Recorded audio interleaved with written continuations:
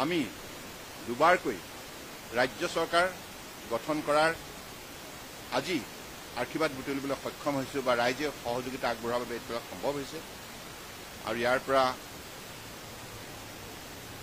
ৰাইজৰ সহযোগত আমি বিভিন্ন নিৰ্বাচনবিলাক MP নিৰ্বাচন হওক, পঞ্চায়ত নিৰ্বাচন হওক, পৌৰসভা নিৰ্বাচন হওক, বিধানসভা নিৰ্বাচন হওক, প্ৰতিটো নিৰ্বাচনতে অসমৰ ৰাইজে আন্তৰিকতাৰে সহযোগিতা আগবঢ়াইছে। তাৰ বাবে অসমৰ ৰাইজৰ ওচৰত আমি চিৰকৃতজ্ঞ।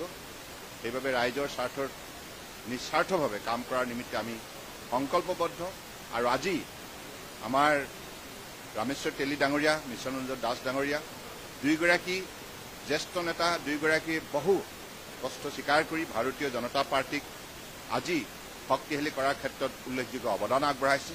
মই দুয়োগৰাকীকে শুভেচ্ছা জনাইছোঁ আৰু আগন্তুক দিনত তেখেতসকলৰ নিশ্চিতভাৱে ৰাজ্যসভাত সদস্য হিচাপে দুয়োগৰাকী নিষ্ঠাৰে কাম কৰিব আৰু অসমৰ সৰ্বাংগীন উন্নয়নৰ বাবে উল্লেখযোগ্য অৱদান আগবঢ়াব।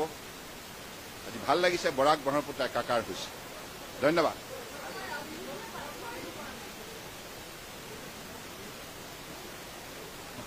অপজিশ্যনৰ ক'ত আছে ইয়াত? তেওঁবিলাকৰ শক্তি নাইকিয়া হৈছে, সেইকাৰণে তেখেতসকলৰ আত্মবিশ্বাসো নাইকিয়া হৈছে।